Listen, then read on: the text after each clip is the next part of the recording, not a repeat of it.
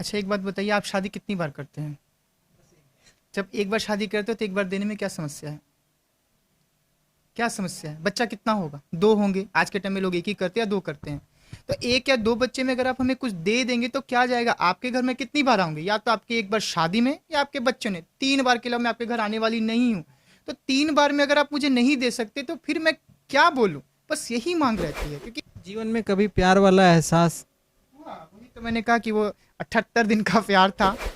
आपके जीवन में वो पल कब आया, कब आपको महसूस हुआ इस तरीके की चीज़ें? देखिए, जब मैं स्कूल में थी, जब हाई स्कूल गई, जब मेरे साथ बलात्कार हुआ, तभी मुझे पता चला कि मैं अलग हूँ। क्योंकि उस समय हम शिव के नाम का ही सिंदूर लगाते हैं और हमारे जो चलती है गुरु परंपरा हमारी, जिसके हम गुरु, जो हमारे गुरु थे, हम उसके शिष्य बनते हैं, वो गुरु के नाम का भी हम सिंदूर लगाते हैं। ये सिंदूर किसी लड़के के नाम का नहीं होता। ये अरे कब हमने बदतमीजी की है? आपने हमें मजबूर किया है करने के लिए, हम वैसे नहीं थे। अगर आप हमसे प्यार से बात करोगे, मैं जाहिर सी बात आपसे प्यार से बात करूंगी, नहीं आपसे नफरत से बात करूंगी। लेकिन आप वहाँ पे मुझे मुझे गंदे गंदी बातें करेंगे, मुझे छक्का हिजड़ा गांडू बोलेंगे, मेरे हाथ पकड़ेंगे, हमें भी प्यार चाहिए। आप थोड़ा सा प्यार देखो ना, हम कितना प्यार आपको देंगे। क्योंकि हम में औरत और मर्द की ताकत होती है, और जिसमें औरत की मर्द की ताकत, इससे अर्धनारीश्वर कहा जाता है कि हम दोनों चीज़ों को लेकर के चलते हैं। तो सोचिए हम कितने पावरफुल हैं। लेकिन वो तो हमें और रिस्पेक्ट करना चाहिए।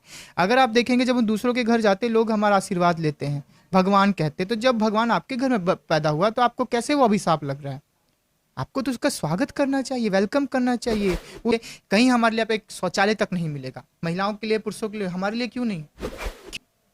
नमस्कार, स्वागत है आप सभी का। और आज हम लोग पहुँचे हुए हैं जमशेदपुर में। एक ऐसी शख्सियत है जो काफ़ी उपेक्षाओं के हमेशा शिकार रहती हैं। सरकार की तरफ से हो, चाहे आम इंसानों की तरफ से हो, लेकिन उनमें भी एक ऐसी प्रतिभा होती है जो रह रह करके समाज के सामने, चाहे वो सेवा भाव हो, चाहे भक्ति भाव हो, वो हर तरीके से निकल करके आती रहती है। और आज हम लोग पहुँचे हुए हैं जमशेदपुर में अमरजीत सिंह के घर। और यहाँ पर अगर आप देखेंगे तो माँ दुर्गा की आज स्थापना हुई है। नवरात्र का पावन महीना चल रहा, और यहाँ पर ये मूर्तियाँ अगर आप जो देख रहे होंगे, ये मूर्तियाँ जहाँ तक हमें पता है कि ये इनके द्वारा ही बनाई गई हैं। और काफ़ी अच्छी और भव्य तरीके से बनाई गई मूर्तियाँ, हाथों से बनाई गई मूर्तियाँ हैं।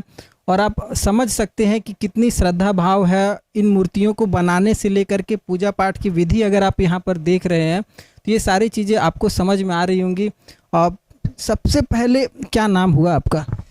नमस्कार सभी को, मेरा नाम अमरजीत है और मैं जमशेदपुर की रहने वाली हूँ। पूजा मैं करीब पिछले 17 सालों से कर रही हूँ, क्योंकि ये विश्वास था। और विश्वास क्या सही है, क्योंकि ईश्वर है तो हम हैं, ईश्वर नहीं तो हम कुछ नहीं हैं। तो ये जैसे सुनने में आया कि ये जो मूर्तियाँ आप बनाई हुई हैं देवी की, ये अपने हाथों से आप बनाती हैं? जी, ये प्रत्येक साल अपने हाथों से ही बनाती हूँ। और ये गंगा की मिट्टी से मूर्ति तैयार की जाती है। और बहुत अलग सा एहसास होता है जब हम प्रतिमा को खुद से बनाकर 9 दिन देवी की पूजा करते, एक अलग सा एहसास होता है। ऐसे कि हम दुकान, अगर हम जाते हैं मार्केट से मूर्ति लेकर के, हमने स्थापना कर दी, उसका एक अनुभव अलग है। लेकिन खुद से प्रतिमा को तैयार करना अलग, उसको एक रूप देना और उस रूप की पूजा करना, उसमें एक अलग ही आनंद आता है। ये जो आपने गंगा की मिट्टी बताई, ये गंगा की मिट्टी कहाँ से लाती हैं? ये मिट्टी मार्केट में भी आराम से मिल जाती है, लेकिन हम कलकत्ता से इसे लेकर के आते हैं ताकि अधिक मात्रा में मिल पाए और इस मूर्ति को हम तैयार कर पाए। ये हम प्रत्येक साल ही ऐसा करते हैं। मूर्तियाँ बनाने का जो आप समय है, कब से चालू करती हैं और कब तक ये मूर्तियाँ बन जाती हैं? पहले था कि पहले काम वगैरह नहीं होता था, घर पे रहती थी तो कर लेती थी। अभी जब से टाटा स्टील में सर्विस हुई है तो बहुत इस बार मुश्किल हुई मुझे। मैं हर एक दिन के लिए आती थी, एक दिन में कंप्लीट करके जाती थी। इसे बनाने मुझे करीब 2 महीने का समय लग गया इस बार। आप टाटा कंपनी में एम्प्लॉय भी हैं? टाटा कंपनी में एम्प्लॉय हूँ, पहली एम्प्लॉय मैं ही हूँ यहाँ पे। और लड़ाइयाँ बहुत समय से ही हम लड़ रहे थे। मैं एक संस्था चलाती हूँ और हम 2015 से ही बहुत हमने प्रयास किए, सरकार के पास गए, टाटा स्टील के पास गए, बहुत सारी कंपनी के पास गए, ट्रांसजेंडर समुदाय को एम्प्लॉयमेंट किया जाए। लेकिन पहली पहल पूरे भारत में अगर देखा जाए तो इतने बड़े पैमाने ने टाटा स्टील ने ये पहल करके दिखाई है। और इसमें सबसे बड़ी जो योगदान रहा है वो सुधीर कुमार सिंह का रहा, क्योंकि उनके द्वारा ये चीज़ें आगे गई और आज हम एम्प्लॉय हैं। ये देखिए कितनी अपने आप में एक बड़ी बात होती है कि एक ऐसा हमारे वर्ग का उपेक्षित कह सकते हैं, जो एक सर्विस में आ चुकी हैं और एक समाज के सामने एक उदाहरण प्रस्तुत कर रही हैं, लोगों को भी एक हौसला प्रदान करती हैं। कैसा लगता है जब ये सब चीज़ें आप मैनेज करती हैं खुद से, अपने से? देखिए, मैनेज करना तो अपने ऊपर ही है। और देखिए, अगर इस धरती पे हम हैं तो हमें मेहनत करनी होगी। बिना मेहनत के कुछ नहीं मिल सकता, चाहे पुरुष हो, स्त्री हो या हम हो, हर एक को मेहनत करनी होगी। हाँ, ये है कि हमें थोड़ा ज़्यादा करनी पड़ती है, क्योंकि हमारे लिए कुछ भी नहीं है। आप देखेंगे, ये भव्य पूजा हम हमेशा अपने घर पे करते हैं। यहाँ हम किराए पे रहते हैं, बहुत सारी चीज़ों के लिए हमें रोक टोक होती है कि हमारे समुदाय के लोग ना आए, ऐसे ना आए। तो हमने डीसी के माध्यम से एक बहुत प्रयास किया था, एक शेल्टर होम हमें मिला। लेकिन अभी भी वो शायद हमें नहीं मिल पाएगा, मुझे नहीं लगता किसके हाथ जाएगा, नहीं पता। लेकिन मैं यहाँ के जो जिला डीसी हैं उनसे यही दरखास्त करती हूँ कि आप देखें कि चीज़ें कहाँ से कहाँ तक हैं। हम चाहते थे कि या इस बार की पूजा हम उसी आश्रय गृह में करें, ताकि पूरा समुदाय इकट्ठा हो और मिल करके हम एक अलग अलग कुछ कर सके, क्योंकि हमें भी उत्साह मनाने का मौका मिल सकता था, लेकिन वह इस बार भी हमारे से नहीं हो पाया। अभी आपके परिवार में कितने कुल सदस्य हैं? जी, मेरे माता पिता हैं और हम दोनों हैं बस। माता पिता बचपन से ही साथ हैं? हाँ जी, बचपन से ही साथ हैं। कैसा लगता है बहुत ऐसे आपके परिवार के, मतलब आपकी समाज के बहुत ऐसे सदस्य भी हैं जिनके माता पिता होते हुए भी नहीं होते हैं, और आपकी है? देखिए, क्या होता है, चीज़ें जैसा हम चाहते हैं वैसा होता नहीं है। कई बार ऐसे होते हैं जो माता पिता स्वीकार नहीं करते कि हमारा बेटा ऐसा है, हमारा बच्चा ऐसा है, तो वो बहुत सारी प्रताड़ना सहते हैं। आज भी 2 बच्चे, एक लालटेनगंज से और एक धनबाद से हमारे यहाँ आ रहे हैं, क्योंकि उनके परिवार वाले उनको बहुत प्रताड़ना दे रहे हैं, मार रहे हैं, पीट रहे हैं कि आप ऐसे हो, ऐसे हो। अरे, उनकी क्या गलती है? मैंने उनको कहा, आप आओ जमशेदपुर, मैं आपको कहीं काम दिलाती हूँ, यहाँ रहना और रह करके आगे बढ़ना। तो चीज़ें हैं, हर परिवार एक जैसा नहीं होता है, क्योंकि परिवार को भी समझना होगा ना कि हम कोई बने हुए नहीं हैं, गॉड गिफ्टेड है, और हम हर घर में पाए नहीं जाते, हम तो गिने चुने हुए घरों में पाए जाते हैं। आपको तो हमें और रिस्पेक्ट करना चाहिए। अगर आप देखेंगे, जब हम दूसरों के घर जाते, लोग हमारा आशीर्वाद लेते हैं, भगवान कहते, तो जब भगवान आपके घर में पैदा हुआ तो आपको कैसे वो अभिशाप लग रहा है? आपको तो उसका स्वागत करना चाहिए, वेलकम करना चाहिए, उसको और आगे लेकर जाना चाहिए कि और ये उन्नति करे, देश देश को आगे लेकर के जाए। लेकिन ऐसा नहीं होता है, क्योंकि हमारे लिए सरकार के द्वारा हो या लोगों के द्वारा हो, हमेशा हमारे लिए हमें अलग ही कर दिया जाता है कि हम अलग हैं। अरे, कब तक हमें अलग करेंगे? हम अलग नहीं हैं, हम भी आप जैसे हैं। हमें भी प्यार की ज़रूरत है, हमें भी प्यार चाहिए। आप थोड़ा सा प्यार देखो ना, हम कितना प्यार आपको देंगे, क्योंकि हमें औरत और मर्द की ताकत होती है। और जिसमें औरत की, मर्द की ताकत, इससे अर्धनारीश्वर कहा जाता है कि हम दोनों चीज़ों को लेकर के चलते हैं। तो सोचिए हम कितने पावरफुल हैं, लेकिन दुनिया समाज नहीं समझती इसे। चीज़ों को कैसे मैनेज कर लेती हैं? एक तो आपकी नौकरी और दूसरा पूजा पाठ, इन दिनों 9 दिनों का थोड़ा सा ज़्यादा बिजी शेड्यूल होता होगा, कैसे मैनेज करती हैं? नौकरी जमशेदपुर में नहीं है मेरी, नौकरी मेरी वेस्ट बोकारो में, जमशेदपुर से करीब 280 किलोमीटर दूर है, और बहुत मुश्किल होती है। मेरी एनजीओ जमशेदपुर में चलती है, बार बार सप्ताह आना। एनजीओ का नाम है उत्थान संस्था, और बार बार आना जाना मेरे लिए मुश्किल होता है, और किराया भी काफ़ी खर्च होता है। टाटा स्टील से मैंने अपील भी करी कि मेरा ट्रांसफ़र आप जमशेदपुर कर दे, ताकि मैं चीज़ों को सही तरीके से लेकर जा पाऊँ। 1 साल से मैं बहुत पीछे हो गई, जो चीज़ें मैंने करनी थी वह चीज़ें नहीं हो पाई। लेकिन अब मैं माता रानी से भी प्रार्थना करती हूँ और टाटा स्टील से भी दरखास्त करती हूँ कि मेरा जमशेदपुर में ट्रांसफ़र हो, और ताकि मैं और बेहतर तरीक़ों से युवाओं के लिए कार्य कर सकूँ, क्योंकि आज के समय युवाओं के लिए कार्य करना बहुत जरूरी, महिलाओं के लिए ज़रूरी है, बाल कन्याओं के लिए ज़रूरी है, जो कि सिर्फ नाम के लिए लोग करते हैं, लेकिन अगर अंदरूनी आप जाके तो कोई कार्य नहीं होता है। आप देखेंगे कि हमारे लिए कोई काम नहीं करता। अगर आप देखेंगे, आज किसी लड़की का बलात्कार हो जाता है तो कैंडल मार्च निकल जाता है। अरे, कितने ट्रांसजेंडर का बलात्कार होता है, कभी आपने देखा कोई मार्च निकलते हुए, या किसी ने उसके लिए आवाज़ उठाई हो? कोई नहीं उठाता। तो हम चाहते हैं कि हम अपने समाज के लिए खड़े हों, इसलिए पूरे झारखंड में हम कार्य करते हैं। और हमारा सबसे बड़ा काम होता है स्वास्थ्य के ऊपर काम करें, क्योंकि हमारा समुदाय हमें स्वास्थ्य के लेवल में ही पीछे है। तो हम चाहते हैं कि हमारे समाज हमेशा सुरक्षित रहे और आगे बढ़े, और हम आगे बढ़ाना चाहते हैं, शिक्षा के माध्यम से आगे लेके जाना चाहते हैं। हमारे लोग बहुत अशिक्षित हैं, लेकिन अब नहीं होंगे, क्योंकि टाटा स्टील ने इतनी बड़ी पहल कर दी, और बहुत बहुत बड़े पैमाने में टाटा स्टील ने ट्रांसजेंडर को एम्प्लॉय किया है। तो बताइए, वैक्सीन जहाँ सरकार सबको दे रही थी, बुला बुला के, पकड़ पकड़ के, वहाँ हमें अपने अधिकारों के लिए मांग करनी पड़ी कि वैक्सीन हमें लगाया जाए। सोचिए कि कितने हम पीछे हैं, कितने हम पीछे हैं, कि हमें हमेशा अपने अधिकार के लिए मांगना पड़ता है कि हमें हमारा अधिकार दीजिए। कब तक हम मांगेंगे? मांग कर तो खाना जीवन हमारा है ही, ऊपर से आप अधिकार की भी बात आती है वहाँ भी मांगने के लिए। अगर आप पूरे झारखंड में घूम लीजिए, कहीं हमारे लिए आप एक शौचालय तक नहीं मिलेगा, महिलाओं के लिए, पुरुषों के लिए। हमारे लिए क्यों नहीं? क्यों? कब तक हम अपने अधिकार को मांगेंगे आपसे?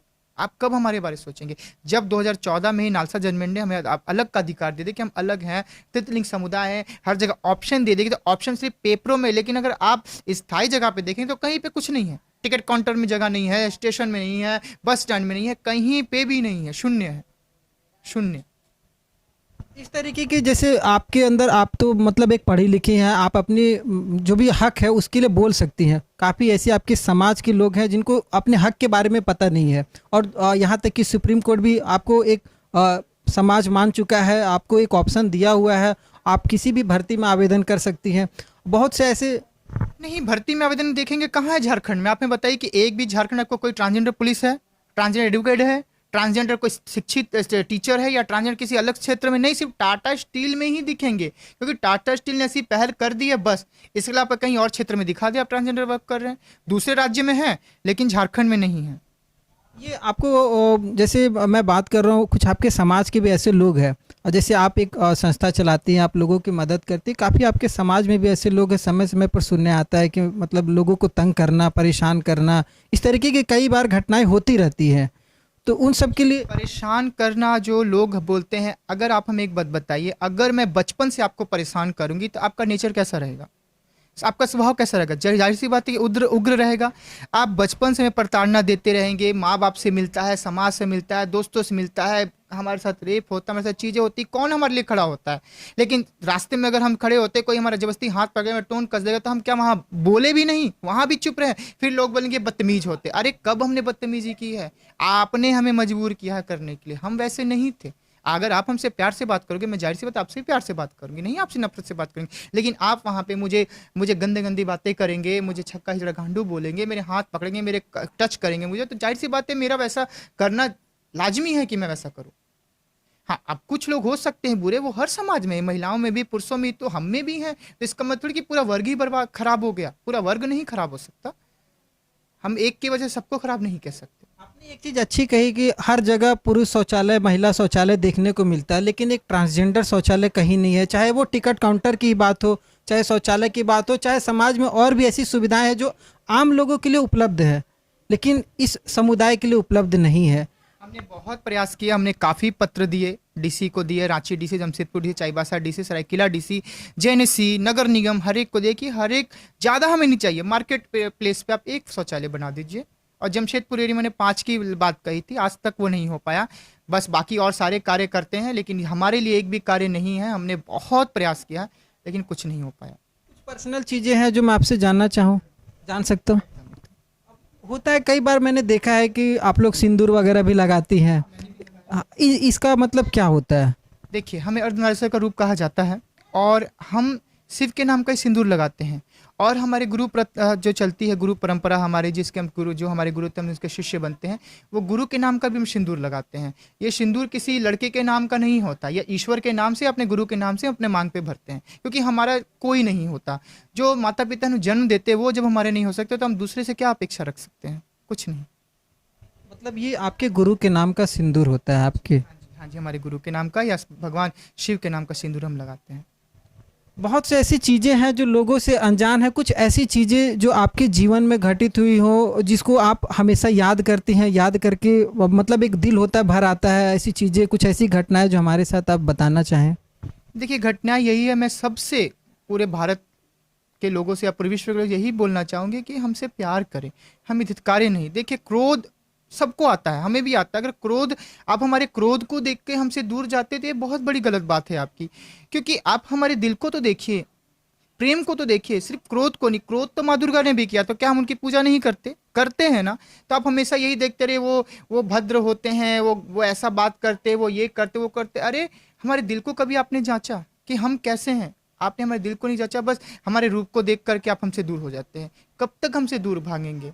हमें भी प्यार चाहिए, हमें भी प्यार दीजिए। मैं कई बार देखती हूँ, हमारे बहुत सारे मित्र हैं, लेकिन वह भीड़ भाड़ में हमसे नहीं मिलेंगे, हमें साथ लेकर नहीं घूमेंगे, हमारे साथ कहीं जाना नहीं पसंद। क्यों? क्योंकि लोग उनको देखेंगे तो उनको प्रॉब्लम हो जाएगी। कब तक आप ऐसा करते रहेंगे हमारे साथ? एक होती है शुरुआत, बच्चे बड़े होते हैं, धीरे धीरे उनको समझ में आता है कि मैं लड़का हूँ, मैं लड़की हूँ। इस तरीके से आपके जीवन में वो पल कब आया, कब आपको महसूस हुआ इस तरीके की चीज़ें? देखिए, जब मैं स्कूल में थी, जब हाई स्कूल गई, जब मेरे साथ बलात्कार हुआ, तभी मुझे पता चला कि मैं अलग हूँ। क्योंकि उस समय मेरे को ऐसी मेरी चीज़ें मेरे साथ हो गई, मुझे समझ नहीं आया क्या हुआ, मैं बता नहीं पाई। और फिर मैंने पढ़ाई छोड़ दी, फिर प्राइवेट से ही मैंने 10th दिया। और अगर आज मैं पढ़ी लिखी होती तो आज मैं बहुत आगे बढ़ती, मैं चुनाव भी लड़ती, मैंने कोशिश करती, लेकिन शिक्षा के माध्यम बहुत पीछे हूँ, बहुत सारी चीज़ें मुझे समझ नहीं आती। लेकिन प्रयास है कि कुछ तो बदलूंगी और बदल कर ही रहूंगी। आपके साथ में ये कौन है? आनंदी जी हैं, मेरी बहन है आनंदी। आपकी अपनी बहन है? नहीं, मेरे मतलब मुंह बोली है। हाँ। बहन है। क्या नाम हुआ आपका? मेरा नाम आनंदी सिंह है। कब से आप हैं इनके साथ में? 2012। 2012 से। उससे पहले कहाँ रहते थे? इससे पहले मैं सर्किट हाउस में रहती थी अपनी फैमिली के साथ। फैमिली मतलब आपके मम्मी पापा? क्यों फिर उनसे अलग होना पड़ा? उनका डेट होने के बाद कोई था नहीं, तो इसलिए इनसे मेरी मुलाकात हुई, फिर इनके साथ मैं रहना चालू कर दिया। कैसा लगता है इनके साथ रह करके? मतलब फील नहीं होता है कि अपनी मम्मी पापा मतलब फैमिली नहीं हो के भी फील नहीं होता है इनकी फैमिली में कि ऐसा एहसास नहीं होने देते हैं कि हाँ मम्मी पापा आपके नहीं है, पूरी माँ बाप का प्यार? जी हाँ, एहसास तो कभी नहीं होती है। और शिक्षा वगैरह आपकी? मैट्रिक पास हूँ मैं भी टाटा स्टील में जॉब करती हूँ। अभी आप जॉब करती हैं? हाँ जी, मैं भी टाटा स्टील में जॉब करती हूँ। मैं भी कहाँ पर पोस्टेड है? ये वेस्ट बोकारो टाटा स्टील। जी। हम्म, नहीं, जी। स्टील प्लांट नहीं, कोल माइंस। अच्छा, कोल माइंस। हाँ जी, हाँ जी। जी। वहाँ से आप यहाँ पर अप एंड डाउन करती हैं हमेशा? नहीं, मैं बहुत कम करती हूँ। ये ज़्यादा करती है, मैं बहुत कम करती हूँ।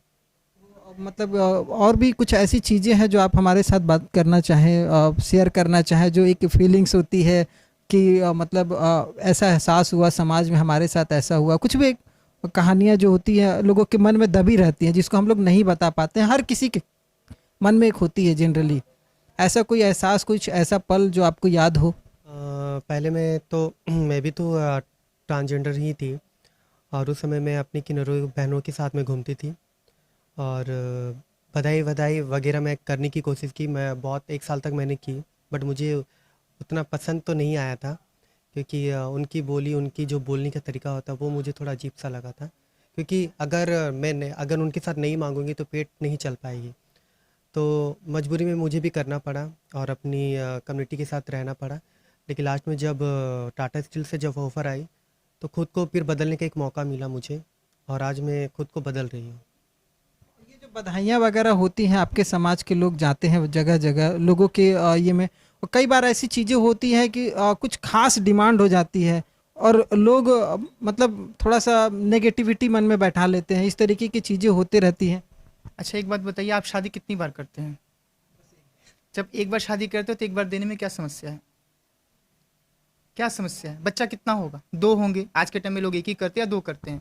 तो 1 या 2 बच्चे में अगर आप हमें कुछ दे देंगे तो क्या जाएगा? आपके घर में कितनी बार आऊँगे? या तो आपकी 1 बार शादी में या आपके बच्चों ने। 3 बार के अलावा मैं आपके घर आने वाली नहीं हूँ।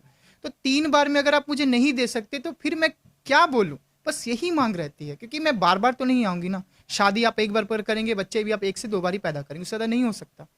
तो इसीलिए हम डिमांड रखते हैं और कोई बात नहीं है। इसी चीज़ का ही तो आस रहते हैं और कि हम उससे ही उनके परिवार आप जाओगे ना, वो एक साथ 50 लोग रहते हैं, तो उनका पालन पोषण कैसे कैसे करेंगे?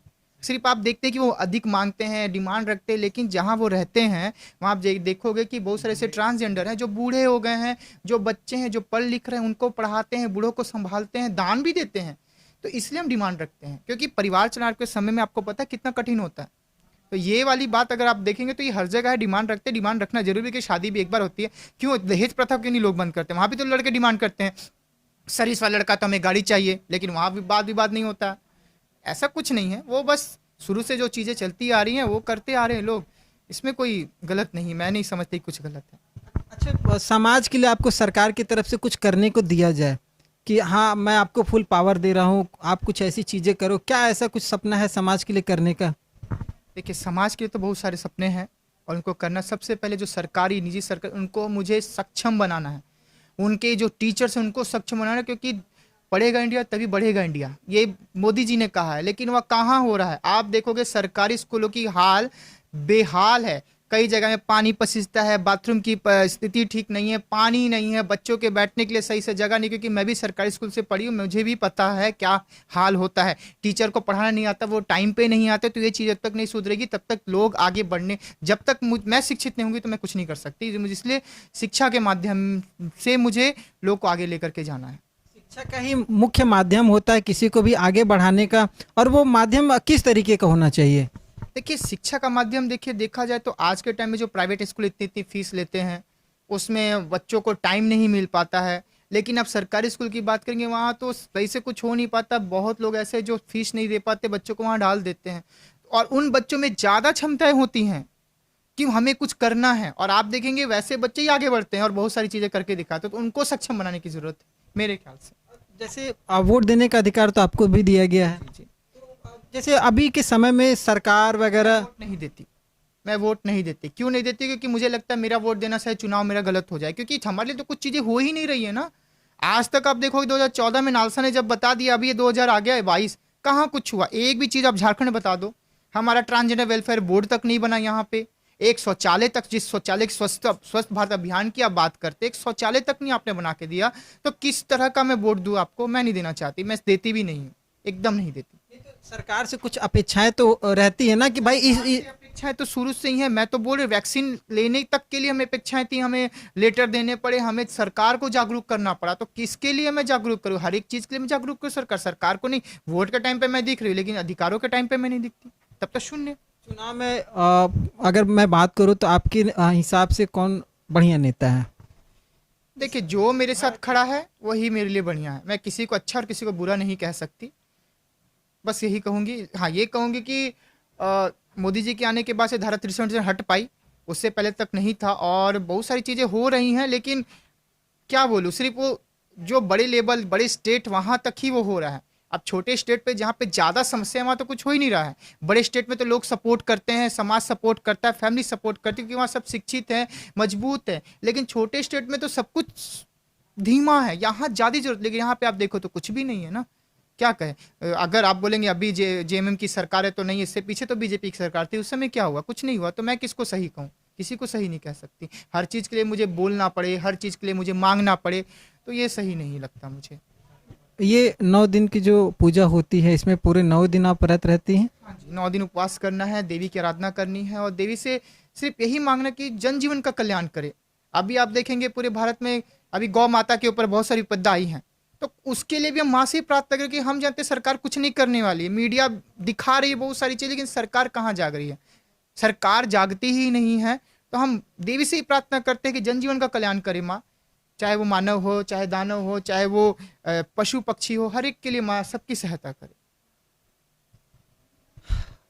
आपके अगल बगल अड़ोस पड़ोस में कैसा माहौल रहता है आपको लेकर के? माहौल तो अच्छा नहीं है, क्योंकि पहले हमारे समाज के लोग बहुत आते थे और चीज़ें बहुत अच्छे तरीके से होती थी। इस बार बहुत सारी पाबंदियां हैं कि सबके समाज के लोग नहीं आने चाहिए, ऐसा वैसा। तो देखते हैं, वो तो माँ की पूजा कौन करने आता है क्या है वो तो हम नहीं कह सकते। लेकिन समाज को समझना होगा कि हम अलग नहीं हैं।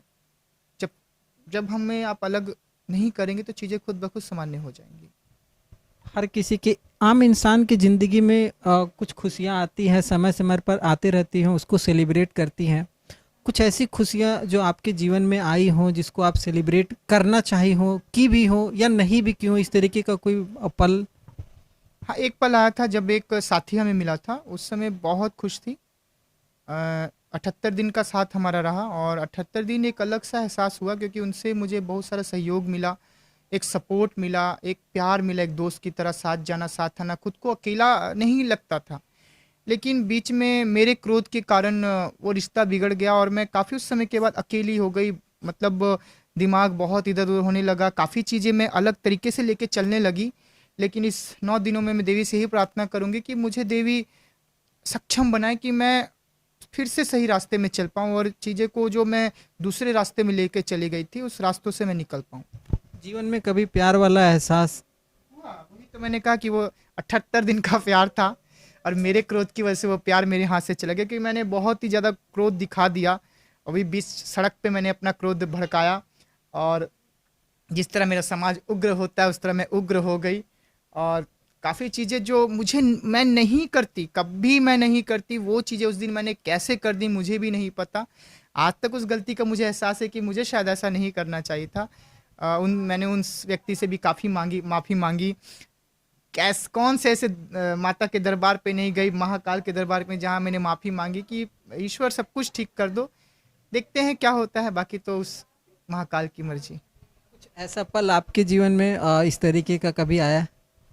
नहीं, मेरा मुझे तो अभी तक नहीं आया, बस अभी साथ में हूँ मैं भी उसके साथ, साथ में है, मतलब है एक पार्टनर आपके साथ में। पार्टनर है। कैसा लगता है उनके साथ? बहुत अच्छा लगता है, मतलब एक अलग दुनिया लगती है। मतलब अगर किसी के साथ अगर कोई झगड़ा हो जाता है या कुछ गलत बर्ताव हो जाती है, तो अगर वो एक शब्द बोल देते कि हाँ मैं हूँ तुम्हारे साथ, तो सारे थकान खत्म हो जाती, सारे गुस्से खत्म हो जाते हैं। अभी के समाज में नए नए प्रेमी जोड़े निकलते हैं, बनते बिगड़ते रहते हैं, काफ़ी लोग बहुत गलत गलत कदम भी उठाते हैं। और आपने भी मतलब जैसा बताया उस हिसाब से तो आपको भी एक पछतावा तो था ही, हर किसी को होता है बिछड़ने के बाद। और आपने तो फिर भी अपने आप को संभाल लिया, काफ़ी लोग तो। संभाल तो नहीं पाई थी, चीज़ें बहुत मुश्किल थी क्योंकि मैं मजबूत बहुत हूँ, मैं बहुत मजबूत हूँ लेकिन दिल के हाथ में बहुत कमज़ोर हूँ। कई बार तो ऐसा लगा कि जीवन त्याग दूँ और कोशिश भी की, कोशिश करने में असफल हो गई क्योंकि उस ईश्वर ने मुझे शायद उनके पास जाने का वक्त नहीं था, मुझे ऐसा एहसास उन्होंने दिलाया कि मैं वहाँ तक पहुँच गई हूँ और उन्होंने मुझसे कहा कि अभी तुम्हारा समय पूरा, तुमको धरती पे जाना होगा। मैं बोली नहीं भगवान, मुझे यहीं रहना है। वो बोले नहीं तुम्हें जाना होगा। उसके बाद मैं अचानक से मुझे होश आता तो मैं ऐसी जगह खुद को पाती हूँ कि मुझे पता ही नहीं चलता मैं कहाँ आ गई। लेकिन बाद में मुझे ऐसा खराब सा भी एहसास हुआ कि जिस व्यक्ति के लिए मैंने ये चीज़ करी उसको तो कुछ एहसास ही नहीं है, तो बेकार था मेरा ऐसा करना। शायद मर जाती तो अपने माता पिता की अकेली संतान थी, उनको कौन देखता। मेरे और जो भाई बहन जिनके लिए मुझे बहुत कुछ करना है उनका क्या होता, ये सोचकर मैं बहुत खुद को असफल समझ हमसे कभी दोबारा ज़िंदगी में उनसे बात हुई, मुलाकात हुई? बात नहीं होती। बात की कोशिश हमने की लेकिन मैंने कहा ना कि उग्र स्वभाव हमारा बहुत कुछ ईगो को हट कर गया उनके। हाँ जी, बस। देखिए ये सब चीज़ें आम जीवन में ये सब चीज़ें होती रहती हैं हम लोगों के जीवन में। अपने आप को संभालना, मनाना, सब कुछ लेकर के चलना, ये सब चीज़ें इन लोगों भी करती हैं। कुछ परिवार के प्रति जिम्मेदारियां जो आप निभाती हैं और आपको अच्छा लगता है, कुछ ऐसी जिम्मेदारियां जो आप हमारे साथ बताना चाहिए। जिम्मेदारी यही है, माता पिता की सेवा करना, अपने समाज की सेवा करना, लोगों की सेवा करना, यही जिम्मेदारी होती है और क्या। एक आम इंसान की तरह अपने बच्चे की मतलब जैसे एक नॉर्मल बच्चा अपने माँ बाप के लिए करता है, उस तरीके की कभी माँ बाप की शिकायत होती है कि हाँ तुम ऐसा कर सकती थी या तुम ऐसा नहीं की, तुमने ये ऐसी हमारी बातों को नहीं माना, तुम ये करती तो ज़्यादा अच्छा रहता है? देखिए, माँ बाप के लिए तो बच्चे बच्चे होते हैं, चाहे पुरुष हो, चाहे महिला हो, चाहे ट्रांसजेंडर हो, बच्चे तो बच्चे ही हैं।